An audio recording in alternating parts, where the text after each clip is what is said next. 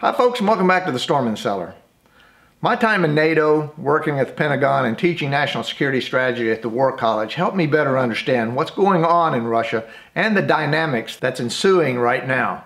For those of you who've been following the war in Ukraine, you've seen the massive destruction of major cities by Russian forces on your news channels, publications, and social media.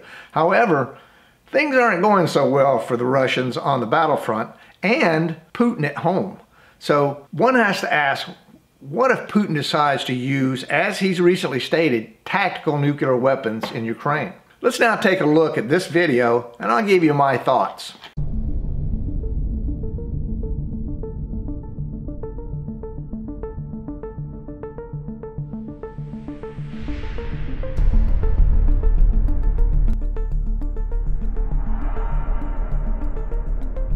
Russia's invasion of Ukraine is already one of the most destructive and lethal wars in recent memory, from the shelling of cities to the use of thermobaric vacuum weapons. That's led experts and civilians alike to wonder what, if NATO and the US become directly involved in the conflict, nuclear war between Washington and Moscow might look like.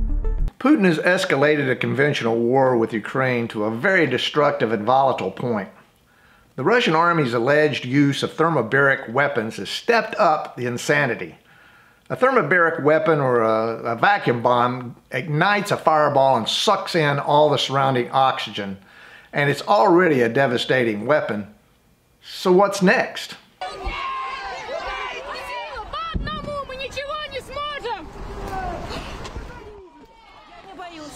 Я уже ничего не боюсь. Самое ценное, что они могут у нас отнять, это жизнь детей. Я жизнь ребенка своего не отдам. Бояться нужно было раньше. Все уже худшее произошло, но только хуже еще.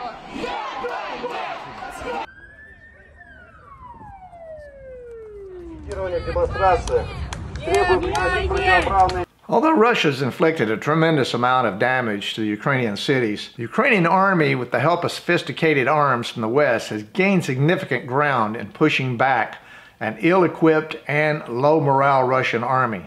Putin's call for mass recruitment throughout the Russian Federation is creating havoc throughout Russia, and especially in the Kremlin. That's what the war has done to Ukraine. Almost 4 months now and counting. Russia has been dropping bombs, and it's not done yet. Vladimir Putin is chasing a decisive victory, and for that he's ready to push the nuclear button. The Russian president says they're deploying nuclear missiles. Listen to this.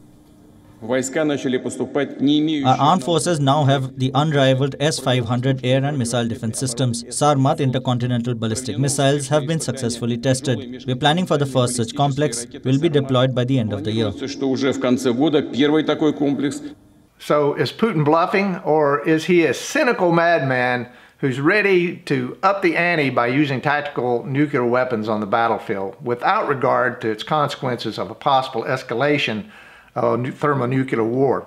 As General Petraeus recently said, Putin is desperate and literally out of moves. So what's the big deal about a tactical nuke? Well, it's a low-yield tactical warhead, generally to be used on the battlefront, and also can be used near friendly troops. Nonetheless, it's still a nuclear warhead.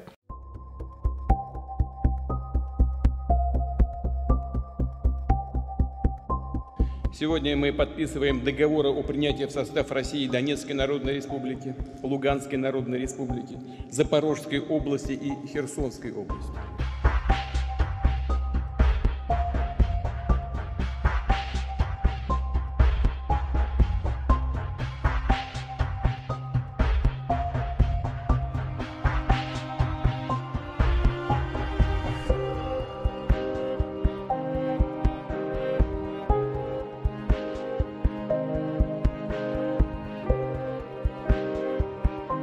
Мы будем защищать нашу землю всеми имеющимися у нас силами и средствами.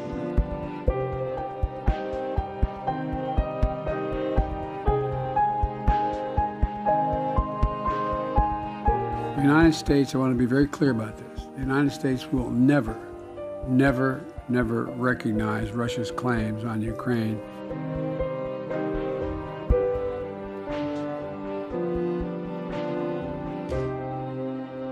Okay, we now know where the U.S. and hopefully our European allies stand on Russia's annexation of the 4 Ukrainian regions, but at what cost are they willing to pay? One serious misstep, such as admitting Ukraine into NATO now, would most likely lead to a nuclear escalation and possibly World War III. So let's assume that Putin does use tactical nukes in Ukraine. How does Russia stack up to NATO both conventionally and strategically?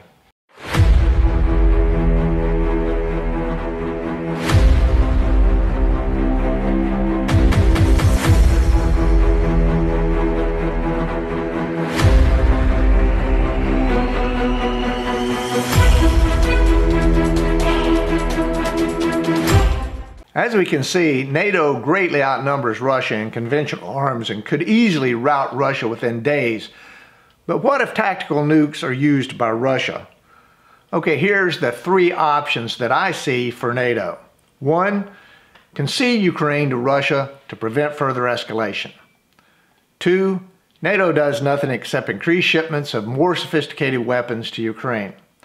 3, due to tactical weapons advantage, NATO engages Russian forces where they destroy every army in the field, shoot down every fighter jet in the air, and sink every ship in the Black Sea. Now, what if Putin refuses to accept defeat by NATO and their tactical forces? What will Putin or the Russians do in response to NATO's actions? 1, nothing. He concedes that the war in Ukraine is lost and was a total failure from the start, where he will then resign as president. I don't see this happening at all. 2, if the generals decide further military action is futile, Putin could be arrested and imprisoned in a military coup. The fact that Putin has a good rapport with his generals and the loyalists in the Federal Security Service, a replacement for the KGB, I don't see this happening either. 3, most likely, being the egomaniacal man he is, Putin would respond with tactical nukes against any U.S. or NATO forces in Ukraine. 4, as a last resort, he would escalate by using ICBMs against U.S. and NATO nuclear missile sites, bases, industrial centers, and command centers, most likely killing 30 to 40 million people.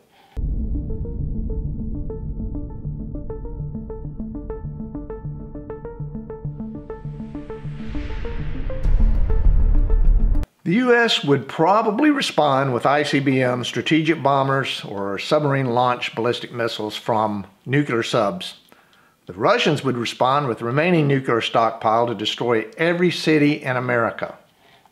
Russia launches the remainder of its nukes, this time with an eye toward the destruction of anything that could contribute to the war effort. The strike targets America's remaining military bases, industry, energy, communications, and transportation facilities, practically anything that makes 21st century life worth living. Cities are not targeted as population centers, but buildings, complexes, and other facilities inside them would be destroyed without mercy.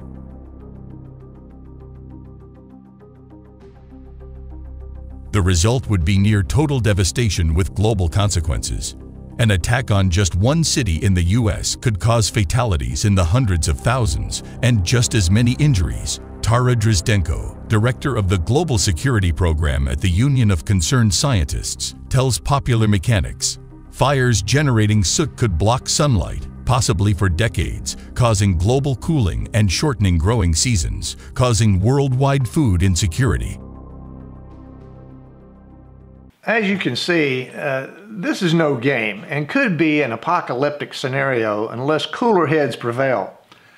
People say it's impossible for something like this to happen, but we only have to view a few decades ago during World War II where an estimated 70 to 85 million people died from crazed leaders whose overreach resulted in total devastation. If global nuclear war did occur, between detection and detonation, we're looking at about 30 minutes until life as we know it is over. This is not a political statement, but a critical observation. In light of Putin's flippant remarks about using nukes and President Biden's incapacity to comprehend and react quickly enough due to his declining mental health, this should give the world a moment of pause to reflect on some pretty dire consequences. The only thing that ever deterred this type of devastation is by constantly keeping an eye on and staying in front of these types of leaders. As we saw in the Cold War, staying strong militarily and leading from a position of strength, not weakness, is the best solution ever. Okay, I hope this video was informative to you. If you liked it, give me a thumbs up. Subscribe to my channel to help it grow.